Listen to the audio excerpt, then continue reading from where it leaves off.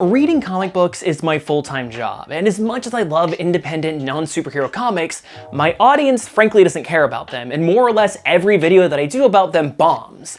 So as a result, I read a ton of superhero comics. Now, don't get me wrong, I still love capes. I actively keep up with every new series that Marvel and DC put out each month, but let me tell you, it gets exhausting.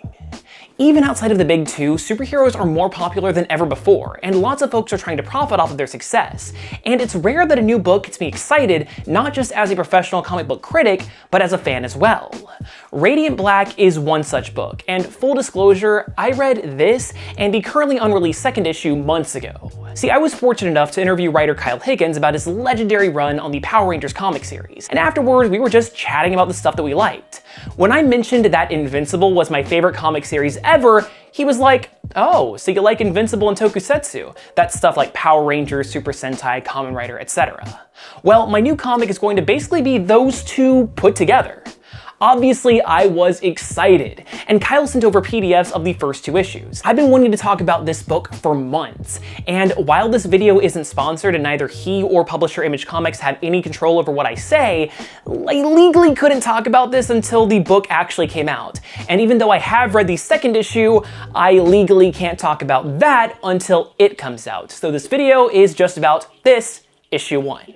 But hey, it's good. Radiant Black is about this dude, Nathan Burnett. Not Nathan Barnett, who you might know as Keith Apicary or as the dad ARG guy. That would be wild. But no, this Nathan is a down-on-his-luck writer who amassed a bunch of credit card debt and had to move back home with his parents. As a dude in his late 20s who has gone through some pretty similar stuff, the writing hits home and felt honestly a little too realistic. Nathan is down on himself and sees no way out of this situation, but after going to the bar to catch up with a childhood friend, the two of them found this weird black hole just sitting there. Nathan decides to touch it and bam! He has this sick new costume, and the two freak the hell out. They have a run-in with the police, who are naturally curious about this random costume man lounging about, but when an oncoming train was going to hit them, the suit's gravity powers kicked in and the duo got away. Now, there is still plenty more origin to go, but as the first issue to get new readers hooked, yeah, this actually works for me. There's also an ending stinger of someone in a red variation of the suit that's using it to rob a bank, and that's also pretty exciting. I honestly wish there was more to talk about, but at only 26 pages, yeah, that's it. See, I normally wouldn't make a whole video about just one issue, but even though I legally can't talk about it, I can assure you that there is a lot of good stuff to come. Not to mention that Marcelo Costa's artwork is a treat in and of itself.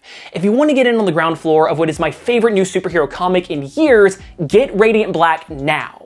If you need help finding your closest comic book shop, then I'll have a link in the description. And of course, you can always get it digitally, which is my preferred method of reading comics.